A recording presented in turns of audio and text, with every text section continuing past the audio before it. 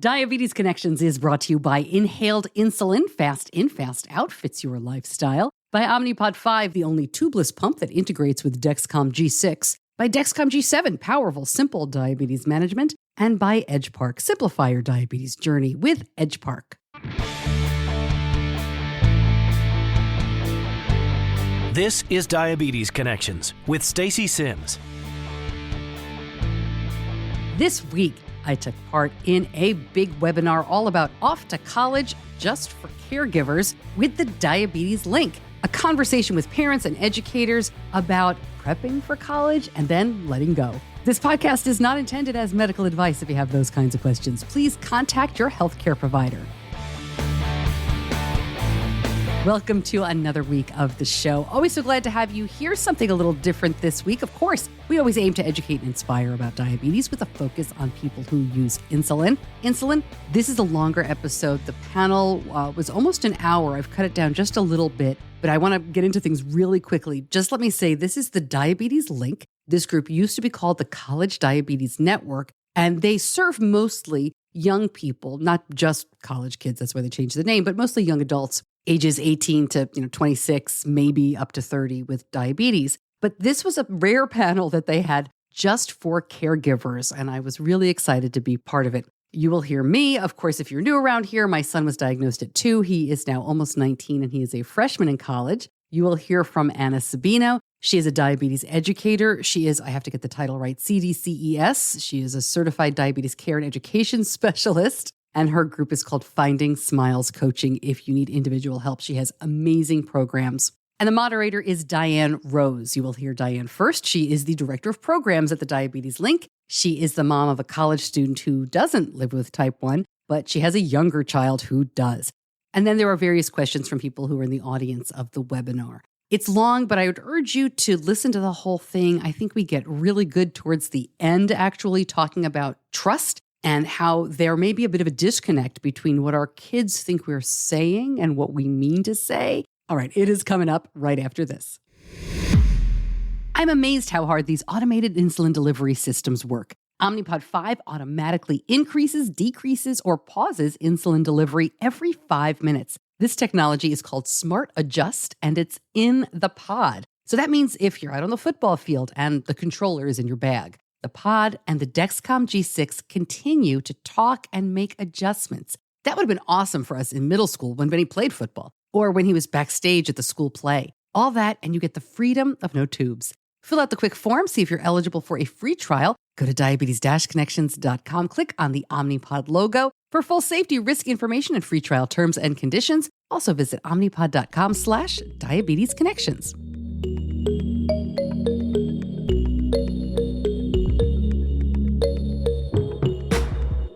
We're going to jump right into questions and a little bit of like a couple of the talking points and areas that we want to chat about.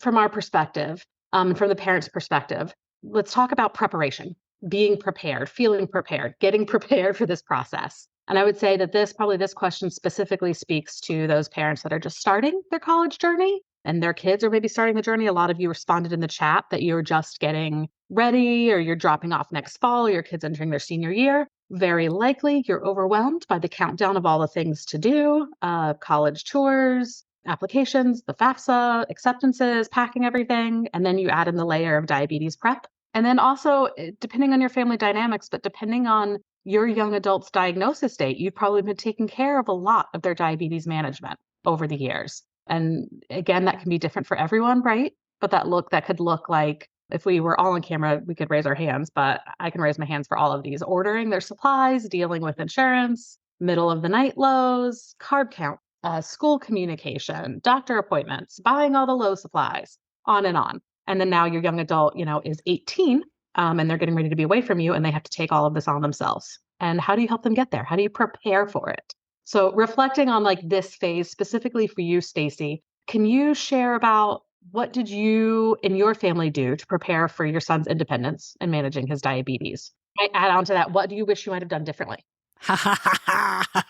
So what we did was, my son was diagnosed very young, as I said, and I think this really varies if your child is diagnosed older. Certainly if your child is diagnosed in the year before college begins, it's a whole different ball of wax. But we encouraged independence from a very young age. And we reinforced that as my son grew up. And we let him do a lot that made me very nervous, but that I knew would help us all in the long run. And the whole goal was that we wanted him to be completely independently managed by his senior year of high school, which in my mind meant I would only help if needed. We did the insurance stuff for him and ordering of supplies, and I want to talk about that a little bit more in a minute because we did change that before he went to college. But for everything else, it was, changing infusion sets, filling insulin cartridges, being responsible for everything that was on him. And we were able to do that because we let him go and we let him make a lot of mistakes and we let him manage diabetes in a way that was not the way I would have managed diabetes, which is really hard, especially in middle school when, I think they lose their brains. But you have to be really patient. For us, it started with playtime at other kids' homes when he was in kindergarten, right down the street for 2 to 3 hours, sleepovers at age 7 or 8, which is when I let his older sister start doing sleepovers, sleepaway camp, diabetes camp to begin with, then regular sleepaway camp. I sent him to non-diabetes camp. And then he did a month abroad as his summer before his junior year of high school. So when he was 16, he went to Israel for a month, which was really hard on me, but he loved and was a real dividing point for us. Gradually, I started turning off Dexcom alerts and alarms. So his senior year of high school, I had no high alert. By the end of it, I had no low alert. And during the summer, he was away at the same camp working as a lifeguard, not a diabetes camp. No alarms, no follow, no more. Everyone does this differently. I don't think everyone has to do that. I think it depends on your child and your relationship to diabetes, but that's how we did it. And I'll also say in terms of insurance companies and ordering supplies, one of the things we did that has been very helpful is, and you have to do this together. I mean, what a pain in the ass this all is. But we had to do this together. You sit down, and every time I had to order something new, I would change the account so that his phone number was on it, but my email was on it. And my son is 18. We have all the legal forms, right? Blah, blah, blah. But these companies, they don't seem to care about that. They just want a contact. So his phone number, because they get the texts, my email. The trick, though, is you have to remember you've done that because he recently texted me like, what's the Clarity login? And I was like, I don't remember what we did. And it took us 20 minutes to figure it out. So long answer to your question. And I'm sure more to come. But the answer is we did independence very gradually with a specific goal. And we let go of the reins in a way that made me nervous, did not have the outcomes I would have loved, but gave us outcomes that our endocrinologist said were safe enough. I think that's super real and really appreciate that real perspective. Barf. Yeah. Living a little bit of that just in like moving up to high school experience in our house here with my young adult with type 1. It's a different experience. They're very hands off. She's running the show and it's a little different, but we're figuring it out. And it's I just keep reminding myself, like, it's going to help her and it's going to be great as we move, because these 4 years are going to go quickly. Anna, from your perspective, either your lived perspective or what you've seen over the years, like working with and talking to parents, recommendations, suggestions, what is parenting to independence to you? Because you've introduced that phrase to me. I'm going to give you credit for the phrase. How do you suggest that parents begin to prepare to let their children take over like Stacey did? Do you have any recommendations? Stacey says it so well. I've gone to so many different conferences on this idea of transition, and most, clinical teams will say, it has to begin at age 11 or 12, with whatever type of chronic illness or not you have in your backpack. And whatever that looks like to you is totally fine. I think the key as you gradually move towards independence is making sure that you're talking about it and making sure that you're having open communication, that you're constantly on the same page, that you're setting sort of appropriate boundaries that are shared, like goal setting. And I'm throwing out a lot of different terms there. I'm a social worker and diabetes educator by training. So I do a lot of work with parents on setting shared goals and doing shared decision making and really putting on your active listening ears. Teenagers especially need a lot of validation. They need a lot of being told that they're doing well. And I think sometimes we can forget everything that they have going on. I was just actually at my CrossFit gym this morning. I was talking to the coach after, and she was like, Ellie is so stressed, like fall senior year, trying to do early decisions, still doing team captain of soccer, trying to do like yearbook, doing all the things.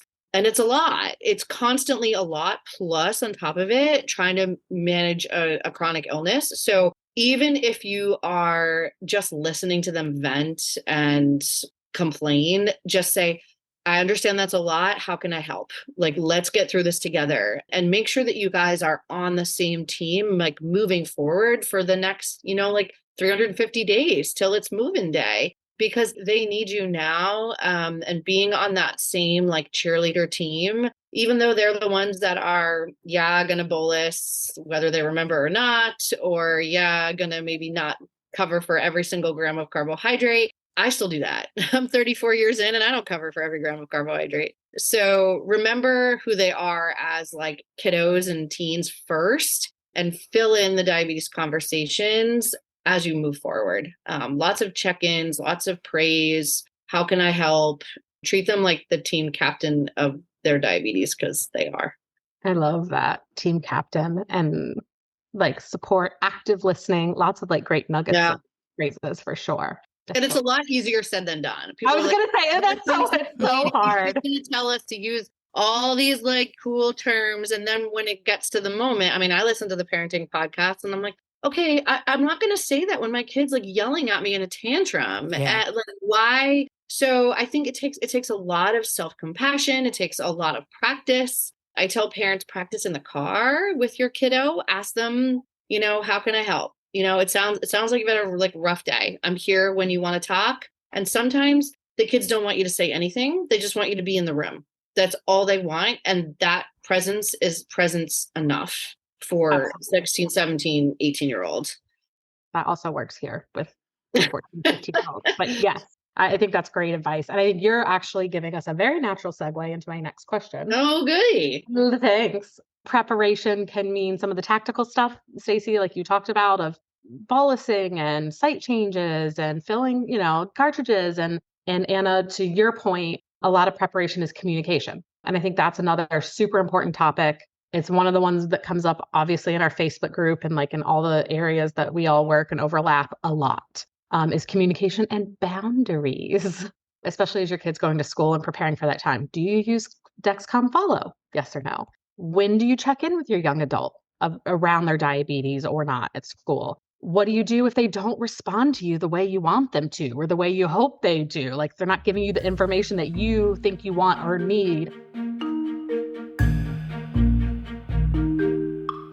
Quick biology fact. Did you know your lungs have the surface area of a tennis court? That's interesting, but why is it important? Well, since Afrezza is a powder you inhale, the insulin is delivered through the large surface area of the lungs, which allows for ultra-rapid absorption. The insulin passes through your lungs into your blood in less than 1 minute. Your blood sugar may start to lower in about 12 minutes. That's glucose management in the moment. Find out more, see if Afrezza is right for you. Go to diabetes-connections.com and click on the Afrezza logo. Afrezza can cause serious side effects, including sudden lung problems and low potassium, and is not for patients with chronic lung disease such as asthma or COPD, or for patients allergic to insulin. Tell your doctor if you've ever smoked, ever had kidney or liver problems, a history of lung cancer, or if you're pregnant or breastfeeding. Most common side effects are low blood sugar, cough, and sore throat. Severe low blood sugar can be fatal. Do not replace long-acting insulin with Afrezza. Afrezza is not for use to treat diabetic ketoacidosis. Please see full prescribing information, including boxed warning, medication guide, and instructions for use on afrezza.com/safety.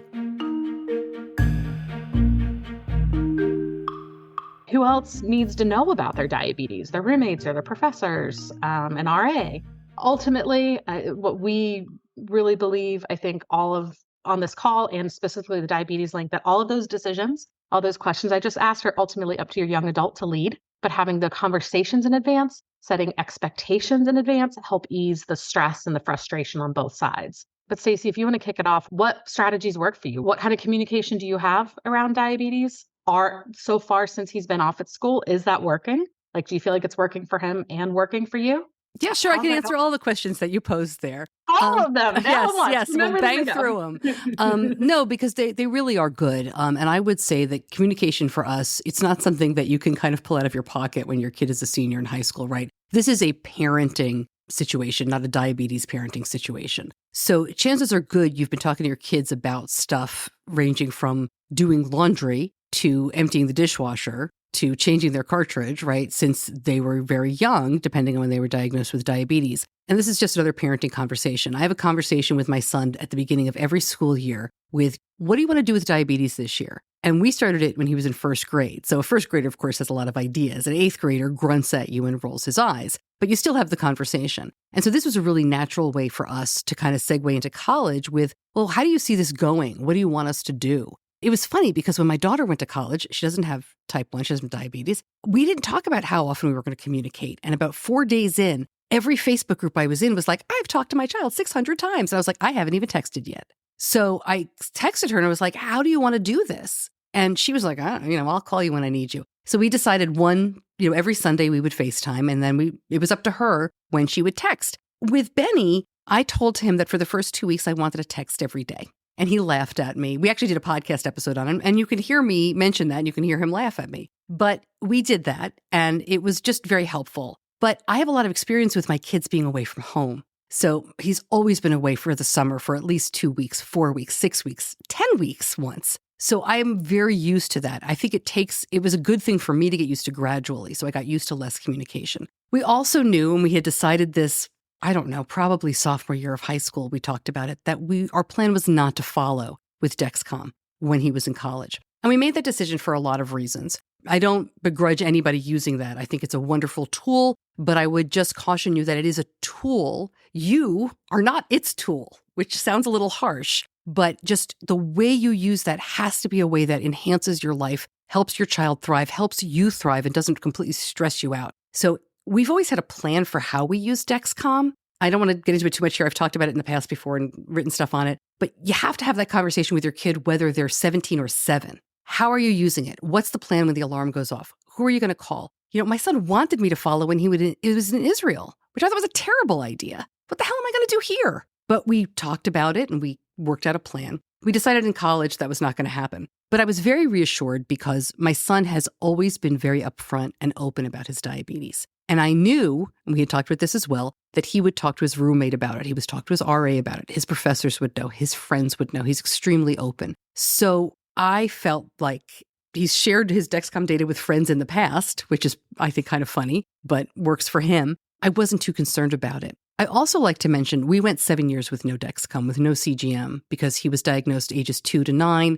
It was back in the day. I know it seems crazy, but Dexcom Share wasn't around until 2015, 2016? It's new. And we had those 7 years to kind of learn what it was like without one. And so I hope he wears it forever. He's a big CGM kid. He is like waiting nonstop. He's never without it. He loves it. He works with his system. He has a Tandem, so he's all over it. But I think it gave us peace of mind that he would be fine without it. So that's a lot. I tried to quickly answer a lot of those questions. I think I hit a lot of them, but you just got to keep talking. Yeah. Communication and boundaries and strategy. I love that because it is a challenge going off, sending any kid off to college. And for you to compare for us, like, oh, when we did this with my daughter, but this with Benny, and that can happen with any kids in your family. But specifically around diabetes, I think having some agreements and some boundaries around when you're checking in on them as a human, as a person, and when you're also checking in on diabetes is super important. Anna, what about your thoughts? I was just going to add to, I think one of the number one reasons parents will reach out to me is because of their own stress, oftentimes, that the CGM can cause. And I also am probably not the best person to answer this because for the first 13 years, my regimen was 2 shots a day. And we didn't know any information in between. I went to college, actually the same college as Stacey. Big plug for the Syracuse Orange. But I lived in a dorm room and I had no CGM. I didn't have a cell phone until my sophomore year of college. That's how old I am, I guess. But I used to call my mom after 9 because it was free on Verizon and like talk about my day. And all she could ask was, what are my numbers? And I know that's not what this is about, but it's about feeling confident and comfortable with what you're okay with. And you have to communicate what that means to you and really figure out where you can access that trust within you. And I would practice building up that trust and resilience like now, whether it's going to having your kid go to a football game or going away on an overnight weekend. I also was a diabetes camp girl and I was gone for 8 weeks. And I will say, I think that prepared me more than anything to be in college by myself. But I know that's also not the norm for every high school senior. And if you can practice building up this sense of trust, if you haven't already, by just turning the CGM off, even if it's for a night, or even if it's for 6 or 7 or 8 hours, to just practice being away from your kid. I mean, we do this for families with summer camp where there is no access to CGM for parents. And it takes a lot. When you get used to the reliability of the information, it's like a huge letdown, but it's honestly an amazing break for everyone. And it helps ease that transition. That being said, I work with a lot of college students where they want their parents to follow them. They are used to it. That is a safe space for them. There is no right or wrong answer when it comes to communication. They come up with like a secret emoji or whatnot. So it really just depends on like what works for you and your family. I always encourage, and this activity I do with like all of my clients is really just like write down, what's going well, what's working right now at home. Because if we don't focus on what is working, we're going to like set ourselves up for a massive amount of overwhelm when it comes to what we want, like this sort of new life to look like. What's going well right now and what's working? And your endo should do that too. Like, don't only focus on like the yellow parts of the CGM clarity graph. Like, let's look at the best day and focus on what happened on the best days, right? But if we're focusing on what's going well, we can ultimately have that goal be to just transition a lot of that to just a new environment. What works well at home should also work well at school, should also work well at college, should also work well on vacation for the most part. So I'll stop talking, but I think it's all about just thinking about like, even if it's like writing down, okay, this is working well for me, and what might be working well for you might be different than what is currently working well for your son or daughter. And then you kind of have to come together. The last thing I'll say on that is if you have like a 2-parent household, make sure the other parent is on board too, because I know even like I was away last weekend and like the daycare like called my husband instead of me. And they're like, we tried to reach you. And I was like, oh, I'm out of town. Make sure the loop that, the triangle is completely closed, whether it's a text thread or whether it's through the nurse or whether it's through, that you're communicating if there's a shift or a change in terms of how.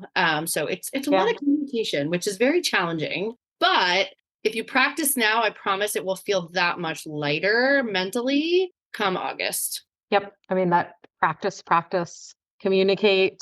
And I will say it's interest for me as like a parent of a younger teenager with type 1 who we've only known CGM, right? Like she was diagnosed and within 30 days was put on a CGM.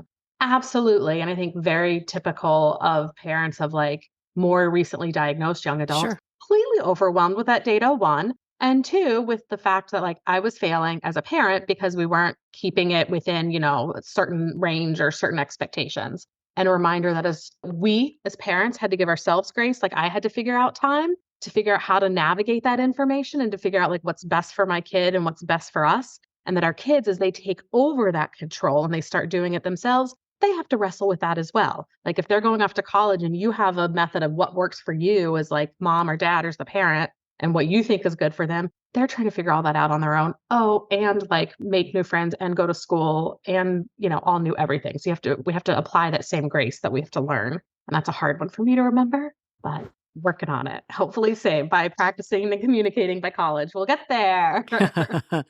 I think it's important. Another thing that comes up a lot in the Facebook group and like amongst parent conversations. And for me, going back to that idea of worry and like just worry. I feel like the biggest one when your kid is away from home is what if they don't wake up to their low alarm at night? What do you do if you're used to being that backup?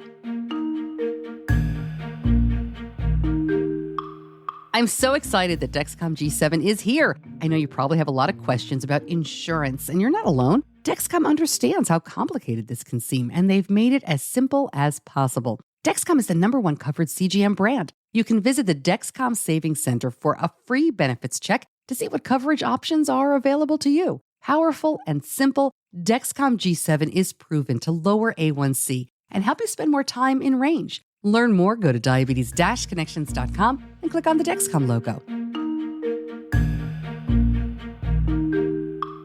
And related to that, like other questions that I imagine and we have heard run through every parent's head, what happens in that emergency situation? What is an emergency situation? What does that look like to you versus to your kid? Because you're not there with them, you're not in the moment, and establishing that, like, what can I do at home, or how do I, and for the parent, how do you ease that fear of something happening and not being able to like step in and help?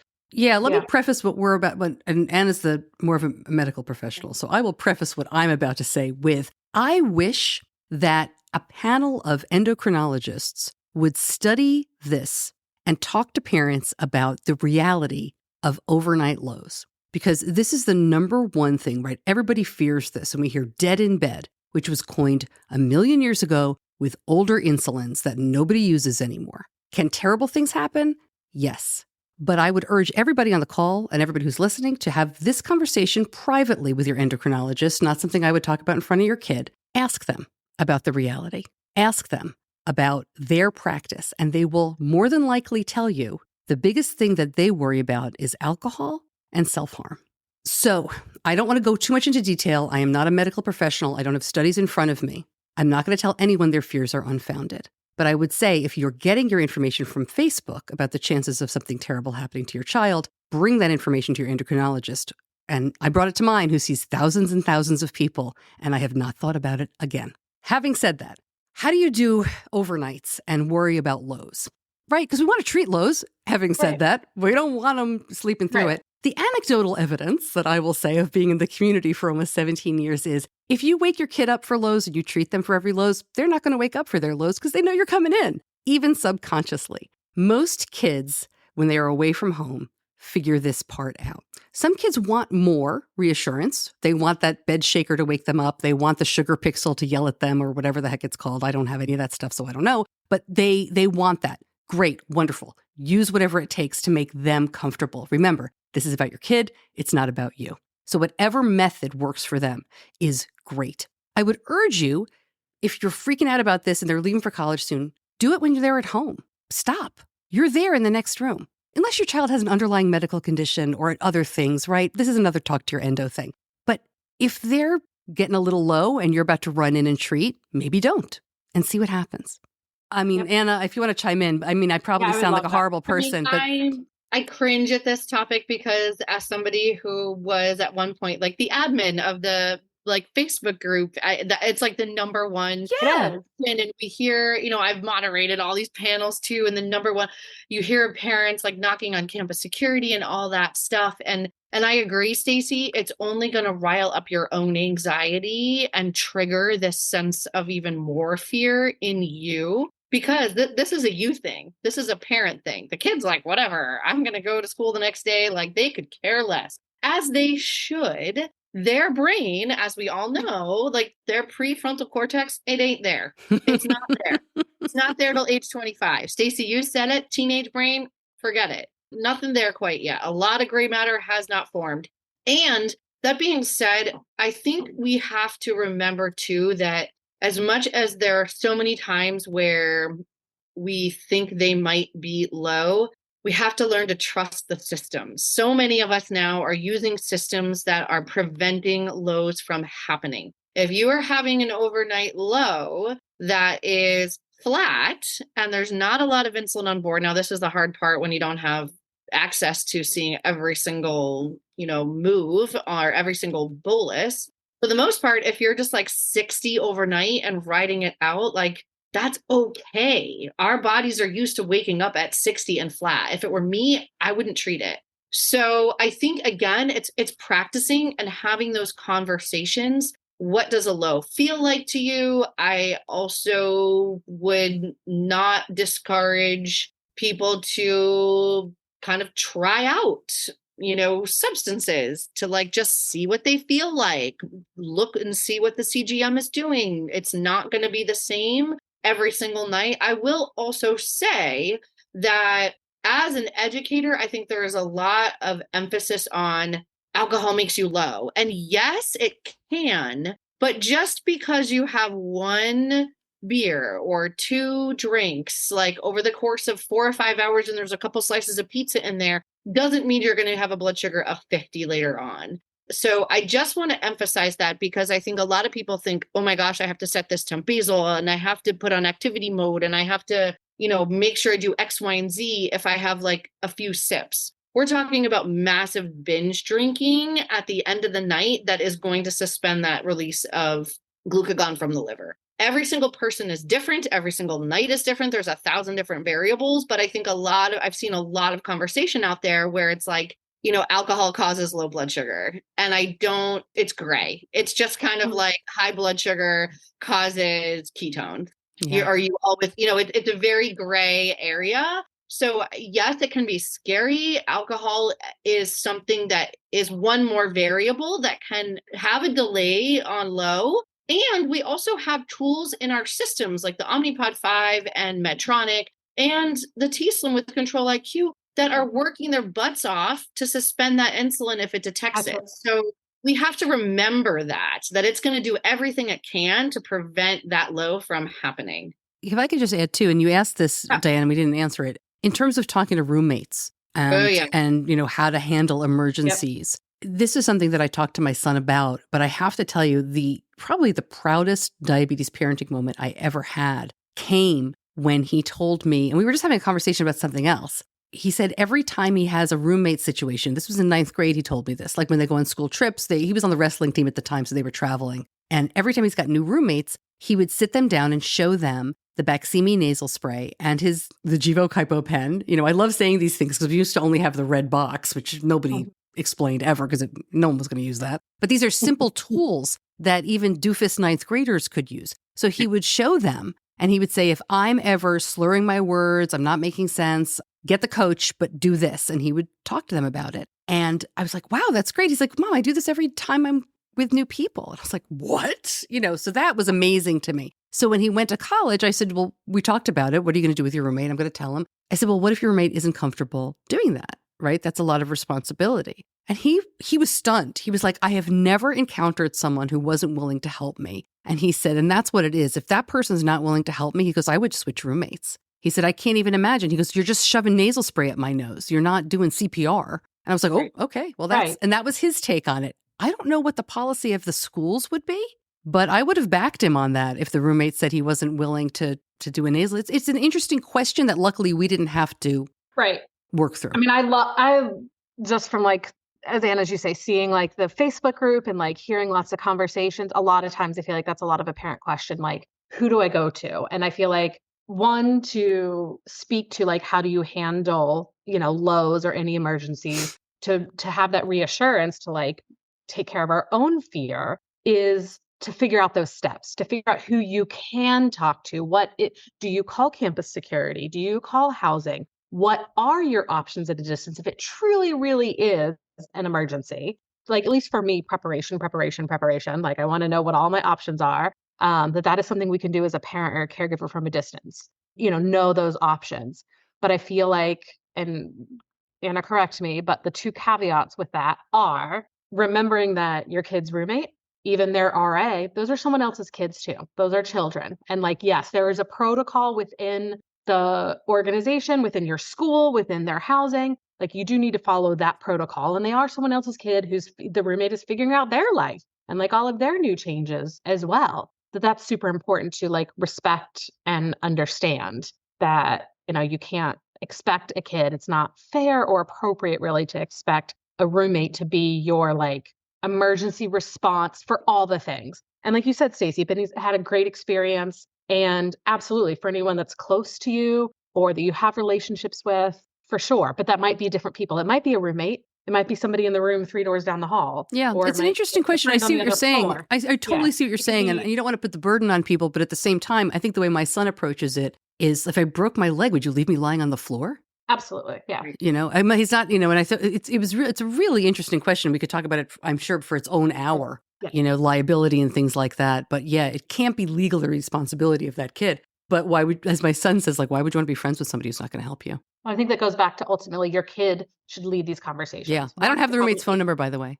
Great. That was my only other thing. I kind of like to for other reasons. Are they doing laundry? Are they eating? Yeah. It's smelly in there. Well, and I think the other piece of advice I would say too is I think as a parent, we often want to sometimes just like step in and share it all on their behalf. Oh, and this, and he can do this. It's like, let them do the talking. Like this is a practice for them. And they don't have to, their roommate relationship is like a series of first dates for like the whole semester. I remember being a freshman being like, I don't know you. Am I going to have dinner with you? Do you want to pull me in here? And you gradually offload bits and pieces about your life and include diabetes in that as time goes on. You're not going to be like, this is what my carb count ratio is, and I have to do this, and I can't eat pizza, and all like in one text message. So like that would be insane, and I would not want to be friends with anyone who did that to me. Right. So that's like too much word vomit for a text message. A lot of people ask me, well, what's the best way to tell my roommate I have type 1? And I actually would consider text message because it is a big thing to offload onto a random person. You likely, some people meet at orientation or, are a request to be put together, and others you're just assigned and you get, an email with their phone number and information. And, I don't know if it would be, hi, my name's Anna and I have type 1 diabetes. Nice to meet you. I'm arriving at this day. I'll bring the microwave. Like, whoa, rewind. What's about diabetes? Most of the time they'll be like, okay, thanks for letting me know. Like, so excited to meet you. And I also think it's an opportunity for, if you tell them on the phone, although I don't even know if people pick up the phone and call these roommates anyway, or email. Didn't happen here. Snap. What? It didn't happen there? That did not happen here. It was via Instagram. I just think text message is like, it allows people to kind of figure out what they want to say and respond on their own time. And don't be like surprised if they don't say anything at all about it. They may just be taking it in, or they may just like have all the questions in the world and want to wait till they see you. They don't want to offend you. A lot of people are so afraid to talk about diabetes because that they know that there is a stigma. Oh my gosh, what if I say the wrong thing? What if I upset them? So they may just want to leave it alone. And that's okay too. Yep. I love that. I think it goes back to your reminder where you like kicked in with letting them lead it, like that they're going to decide when and how to communicate that. And Stacey, to you too, that like, this is how Benny handled it. And he always handled it and he always introduced it. Like that's how it felt right to him. That's what worked for him. That's, how he set the tone, that it's super important to let them lead that communication. And honestly, this is like tangential and I want to move on to one other thing before we get to hopefully some chat questions. It's also the whole difference of them being minors or being 18. Yeah. So a lot of things at school, you literally have to let them. We're no longer the point of contact for 504 and accommodations and the disability service office. And same with their roommates and their relationships. And hopefully you've been practicing that along the way. But emergency situations, lows, how to talk to those roommates, how they set that up, really letting them lead the way and understanding, respecting that you do have a young adult, and in the eyes of the college community specifically, they have to call the shots. They have to initiate the communication with the university. And the best thing we can do is support them in initiating that communication with their friends and their community too. Like you said, Anna, like don't word vomit. I for sure get yelled at by my 15-year-old right now. I was like, Mom, that's enough. So I'm getting it out of the way early, but I think you're right. I think we forget they're thinking about it internally a lot more than we think we are, like we're women, we like to talk, we like to analyze, and they're thinking about it in here. They're just not sharing it with you. They're sharing it with their friends. I had a call the other night with a 13-year-old girl and she's like, oh, I don't tell my parents anything. I'll tell my friends. But it doesn't. What did you tell your parents? What did you tell your parents about your first 5 weeks at college? What did you tell your parents? On the way home, I said it was good. We talked about classes. And we talked about, and then 9/11 happened my freshman year. Oh, wow. 9/11 happened my third week of classes. So it was a very different vibe my freshman year of school. And in upstate New York, I'd say a quarter, this, Stacey, about a quarter or I think a third of our campus is from the New York area. So there was a lot of solidarity, a lot of solemn, a lot of vigils, which it wasn't a lot of campuses, but it was a very different start to what I think was most people's normal college experience. And we talked a lot about classes. We talked a lot about how are things going. And we also didn't have the data. My parents had no data. They had no access to any data. They only knew what I was telling them. So they had no option but to trust and no option but to know that they have done a good job. And that was it. I had also gone to diabetes camp, and they knew that I knew what I was doing because they knew how much I had appreciated all of what I had learned from a diabetes perspective, but also just like a life perspective on having the built up resilience and self-confidence of being away that could transition from the camp environment to school. So I had this sort of ability for learned self-advocacy, which is like hands down the number one thing that camp taught me. It's just learning to speak up for yourself. Even if when you're age 10, hi, I need a Band-Aid. Like that can take a lot of effort if it's someone brand new. Same with at school. It's learning to raise your hand when something doesn't feel right. I think that's the number one. Stacey, I've heard you say that as well. I think last time we chatted, but like advocating for themselves and speaking up for themselves is the number one skill set. I have a whole thing on my website right now about that you can get. I concur. It's super important. And that's where, like, as parents, at least I'll speak for me personally. I won't speak for all parents. That would not be great. But for me, it's that balance of, as you said, Anna, like word vomiting or overstepping or like stepping in and good, setting it up and modeling advocacy. Like when they're younger and modeling it and saying, hey, this is how, like I'm going to help advocate for you on your behalf with someone or with this teacher in middle school or elementary school, or this is how you could talk to your friend, and helping them build the tools and modeling it, but not just always doing it for them.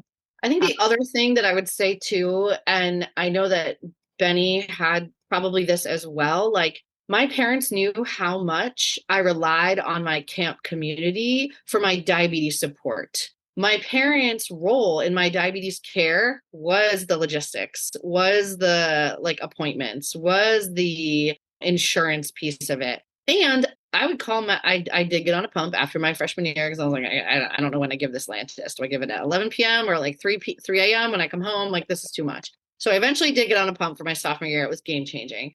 But I still was the one that was like called Medtronic and changed the shipping address. This happened once. My supplies got sent to camp because and then they had to route it. That just happens. But it's a lesson learned, and that's a life adult lesson. So like, I also think it's okay. Like kids are going to make mistakes, like let them learn, let them build up that sense of resilience. But I had my diabetes support system in place before I left for college. And I think that's also important, whether it's through the link, whether it is through JDRF or whatever it's through, like have your own tribe and have your kid have somebody that they can lean to so they feel ever so slightly less alone come August. Yep.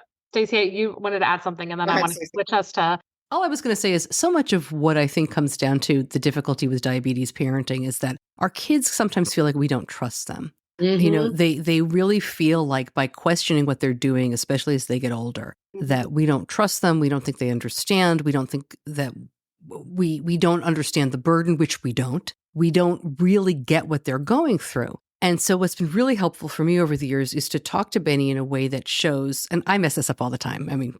But we try, right, to say, look, I know you're doing a good job. I know you're doing the best that you can, and diabetes just stinks. But I don't see you doing this. Can you show me how you're doing it? Or, look, your A1C went up. You've been, and this is true, right? You were totally independently managed for the last 3 months, and I saw a rise in your A1C, and your time in range went down. I know you're doing hard work, and I know diabetes is tough. And I don't say like, how can I help, Diane, right? Like that's a good thing when they're younger, but I'm not supposed to be helping. So I say to him, to be honest with you, I'm getting worried, but I don't want you to think that you can't do this. So can you just let me in a little bit and tell me what's going on? And sometimes he'll be like, yeah, I didn't feel like bolusing for half those meals and this sucks and I'm just catching up. And sometimes he'll say like, I didn't change my infusion set on time. I'm trying to get better at that, but it's not working right now for me. Or I think my ratios are really off, Mom. It's not working. Can you take a look? Just teaching, like telling your kids all the time, like you don't have to say it like this, but telling them that you trust them is huge, because I think that even though we think like, well, of course I trust you. Look at all the stuff I let you do. Of course I trust you. I think you're very responsible. They don't know. They just hear, why aren't you doing it perfectly? Yeah. Why aren't you having more time in range? Huge, yeah. And we need to reinforce to them, we know this is really, really hard. Like that might have happened because you have type 1 diabetes.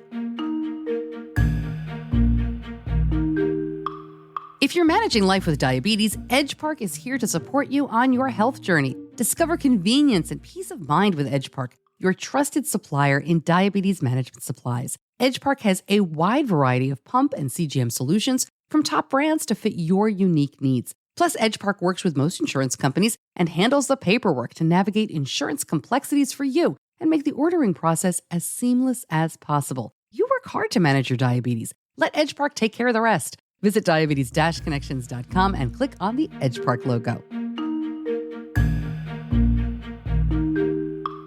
I just saw a note from Carrie in there. Like, I feel that. I feel like my blood sugar was 400 a lot of the time at school. And going back to your comment, Diane, about how you just want to trust them and let them take a lead. And there are so many reasons why a blood sugar can be high that sometimes isn't related to their lack of effort. Like the site ripped out or the battery died, or you're mentioning that Mom, I'm trying. Well, maybe she was trying to make it to class on time and the site ripped out on the door of her dorm. There are so many reasons why our blood sugars do the way they do. Adrenaline, hormones, growth spurts, bad insulin, the list goes on. And I think you hit the nail on the head, Stacey. We have to replace every negative thought with 2 positive ones, because we forget that our kids, they're just as stressed, if not more, than we are. They're the ones living it, and they don't want to see a 300. They may not say that. They may not be like, oh, I'm really stressed. My blood sugar's 300. I hope I don't go blind someday. Our 20-year-olds will never think if this, then that, but they're still stressed in that moment. Mm-hmm. So how can I know we have to validate it? I know you're doing a great job. I know this must be so hard for you. How can I help? Yep. Let's, the power of the word let's figure out a way to make this work, because you're on a team together. I know it's so incredibly hard to see those 300s all the time. And if it's a pattern, let's talk about it. If it's 1 or 2 times a week, it's college. Yep. I think that's really great advice. And to Carrie's comment, Carrie, you said you have experience. You've had type 1 for 50 years. So you have a lot that you know about your own experience. And of course, your worries, and that your daughter is just a month in. And so that's almost a whole different ballgame of her body is literally trying to figure out stabilizing with all of this new stuff. The interventions and things you're trying, trial and error, and figuring out what works for her and following Endo's recommendations. And what do you think? And then all the new stuff with school. The only thing I wanted to add that I feel like sometimes the tack that I try, and I've heard others and advice that I've received, is help me understand. I'm just checking in, help me understand what's going on. This is for me. I just need a little more information. It's not that you're not, but help me understand what's happening. And then, and then if it's in the moment, okay, that seems like a really stressful moment. And then maybe, like you said, Anna, if it's a pattern, hey, I've noticed this kind of happening for a while. Have you noticed that happening for a while?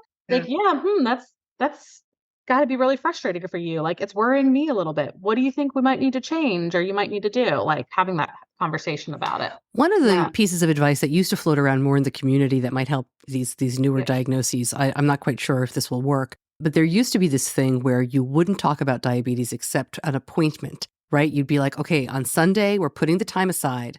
Yeah. We're doing diabetes talk at 3 p.m. on Sunday. And then you spend 20 minutes hashing it out. And everybody has to agree to do it. If your 18 or 19-year-old is not into this, it won't work, obviously. But rather than texting all week or trying to work it in, okay, I'm going to ask them how they are, how's the weather, how was class, and then I'm going to ask them how their blood sugar is, right? Just don't try to work it into a regular conversation. You're going to put, right? We all try that, right? That's so stupid. We're going to try to put that in a real conversation. How can we troubleshoot what's going on? You may be learning about diabetes too. We have one family here who's the mom who's had it for 50 years, another family who may be very new to it. So you're all learning together. I can't imagine. I have a friend whose child was diagnosed a month before her child went to college, and she took an apartment near the college, which I think some people would be very scornful about, but I thought was a great idea.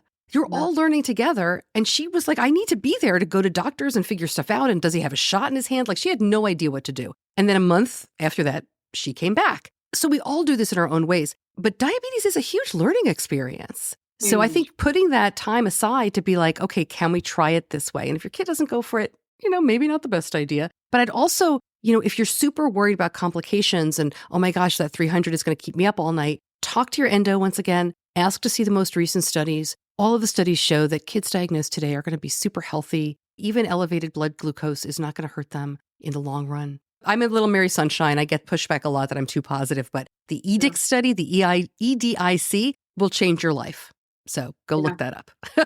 I had no CGM all 4 years of college. My A1C was never below an 8.3, and I've had 2 healthy kids, no complications. My eyes, kidneys are fine. Not to say that like I am a poster child in any way, shape, or form, but I definitely go over 200 every day still. And I try my hardest. And I hope that is helpful. I hope that doesn't just sugarcoat life. There are going to be days that are just hard because they're hard. And I think this is a massive life transition. A massive life transition. And they say it takes like 6 to 8 weeks for anything to sort of settle into a routine. I'm still feeling that big time where I'm in the Boston area. We're only in like week 2 of the first 5-day week of school. And my kids are bonkers. Can I share a quick while? I just want to share a quick story that my son shared with me. So Benny is I sent him, and Anna, you might recognize this. I sent him the world's okayest diabetic embroidery. I don't know if you've seen that. I'll have to put it on Facebook. Probably. Yeah. I'm sure I've seen it. It's like the world's okayest mom or whatever. It says the world's okayest diabetic. So I sent him that because that's what he is. He is super into his automated system. He changes his infusion sets. He fills his cartridge, but like he's not checking his blood sugar all day long. But he called me. The only time he's really reported in about diabetes was he had a really, really tough night. He had changed his infusion set and went to bed, and it didn't take, right? It was kinked, something was the matter, whatever. And he was, I'm sure that he just ignored it all night, and he woke up feeling like trash. And he had to deal with that, and he had to figure it out, and he had to do it. And he just, I did not see the numbers because I don't have Dexcom, but I'm sure he was high, like just the word, all night. And that is so hard to hear, right? I'm so sad for him because what a crappy night he had. But what I said to him was, that sucks. I hate to hear that. I hope you're feeling better. And he was like, yeah, I'm fine. I'm chugging water, blah, blah, blah. And then 5 minutes later, I texted him back because it occurred to me. I was like, thank you for telling me that. Like, oh my gosh, I just was like, and it almost went by so quickly, but I was like, wow, thank you for telling me that, because now I feel like, okay, I'm worried, but I know he's going to tell me when stuff goes south. Mm-hmm. Yeah. And that was cool. That was really cool. And that's exactly what you want to happen. That's what you want to happen like in January, February, April, July, as you still have these like 8, 9, 10, 11 months to practice these scenarios. You want them to call you in November when they're at some retreat saying like, Mom, I'm stuck. I don't know what to do. I thought I had enough insulin, whatever this like ridiculous scenario. That's building trust, but it's also building self-advocacy. And it takes a lot of guts to put themselves out there and feel a little bit more vulnerable. And to your point, like, it does suck to feel so high, like to try to go to class when your blood sugar's high and you haven't had insulin and your site kinked or whatever the reason was. That happened to me last weekend. And you still have to go on your day. Yeah. You still have to go to class. I mean, you could just not go to class and have the accommodations in place, but most people don't want to do that. Yeah. Most people just want to go to class because it's easier, give the injection and go. That's what I did. I was like, no, Anna, you know how to do this, pull through. Yep. No, I think all of it, you're filling my cup with, a young adult. And I think the feedback that we're getting in the chats, thank you for those, you parents that are like open and sharing with us about your experience, your fears, your worries, and even just being open to hearing like another perspective. That's what it's all about, right? Like we keep supporting each other. We're getting to the end of our time. We're at the end of our time, and we could probably do this for another hour, but I want to be mindful of everyone's evenings and childcare and things to do. One of the things we didn't get to talk about, but that I just want to acknowledge is the concept of self-care. And all parents have all felt that, like you can't fill from an empty cup. One of the things that I would encourage all of our parents to think about, and would have asked you each if we had time, and we don't really. So, but maybe if there's some stuff in the chat, how do you do that? I know, like, at least as a parent, especially right now, if you've just dropped your kid off, it feels different at home. It probably feels a little empty. It probably feels a little lonely, or, you're craving that connection, that like daily text with your young adult, or maybe you're used to like being in it. And like you said, watching those numbers, interacting with them daily. It's different. How do you navigate that self-care piece as a caregiver, as a parent? Fill your own cup, keep it together. I think the title or one of this event is like staying sane while they're off living their best life, like keeping it together for yourself so you can show up for them. So quickly, for either of you, do you have any like tips, tricks? Stacey, something that like works for you, that's like your go-to, Anna, for you, or that you recommend to parents? Yeah, I'll be very quick. I got 3. You've got to be selfish and start being selfish as a mom as early as and often as possible. I know this is very difficult for most of us. Put it in the back of your mind. Being selfish is a wonderful thing. you're not going to be a terrible person. You're not going to be very, very selfish. Do stuff with other diabetes moms. Things like this, being in the Facebook group, doing local meetups. If you know anybody locally, take them out for coffee. Go to Panera, say, I'm going to be here Thursday at noon. If one person comes, great. If 20 people comes, even better. But just do it. I'm here. Put yourself out there. Don't be shy. And then, of course, Mom's Night Out is really what you should do. And we can talk about that at the very end. But that's a big event for more moms. But do stuff with other moms who get it. That really, really is very important. Also, it's a good idea. It's not judging. If you've always stayed home with your kids, that is so awesome and wonderful. Do not lose yourself. Who are you? What do you like to do? What makes you happy? What jazzes you up outside your kids? Figure that out and do it. It's never too late. You can go back to school. You can just sit and read a book. Cleaning your house makes you happy. Great. Quilting.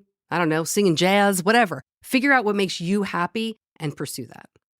Anna, you have little kids. I don't think I have anything else to add, but like that number one man on like be selfish. I booked a pedicure today for Friday. And I think it depends on your age kids, right? I sneak in an hour to do something like that in between my last client and by pick up my kids at preschool. Like, okay, I bring my book, I don't bring my laptop, and like that's my self-care. But I also think like you have to set boundaries for yourself too. And the last thing I'll say is just practice. Like you don't have to be with your kid 24/7. Nobody wants that.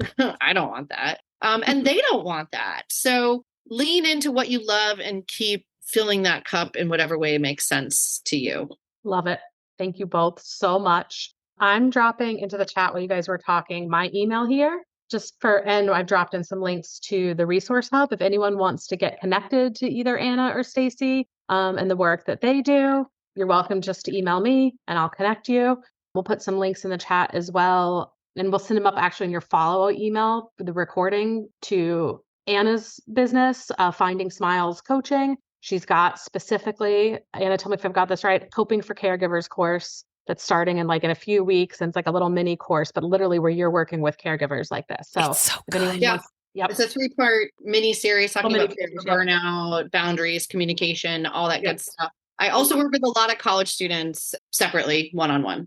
For student or for the parent. And Stacey, to your point, Diabetes Link is proud to start sponsoring some of the Mom's Night Out events. It's a great opportunity to connect and to be in person. I know I'm hoping to get myself to one. And as you mentioned, you've so generously offered a discount code to the Diabetes Link, and we'll share that out in the email as well. But I just want to co-sign. It's a great opportunity if one of Stacey's events is coming near you to meet up and just spend some of that self-care and community time with other moms who get what you're going through. It's good stuff. We got cocktails and mocktails. Great. Oh my gosh. Definitely sign me up. Be sure to check out the Resource Hub. That's my last plug. It's mostly for young adults. The Diabetes Link as an organization does a ton of work, and we have done a ton of work of moving all of the work we've done over the years and supporting your young adult with things that we talked about tonight, partying and drinking and substances and how to talk to your roommates and how to deal with accommodations and what accommodations to request. And all of that's on the hub. And there's a section for parents and caregivers as well. Some great just perspective and things to kind of help support you, support them. And that's what we're here for. Thank you for joining us. Connect with us in the Facebook group, and we'll talk to you all later. Thanks so much, everybody. Thank you, Stacey and Anna.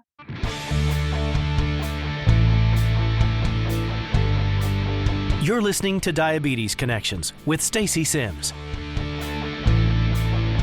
I'll link up more information about the Diabetes Link and about Anna, about Mom's Night Out, of course, over at diabetes-connections.com. Thanks to my editor, John Buchanan from Audio Editing Solutions. Thanks so much for listening. I'm Stacey Sims. I'll see you back here soon. Until then, be kind to yourself. Diabetes Connections is a production of Stacey Sims Media. All rights reserved, all wrongs avenged.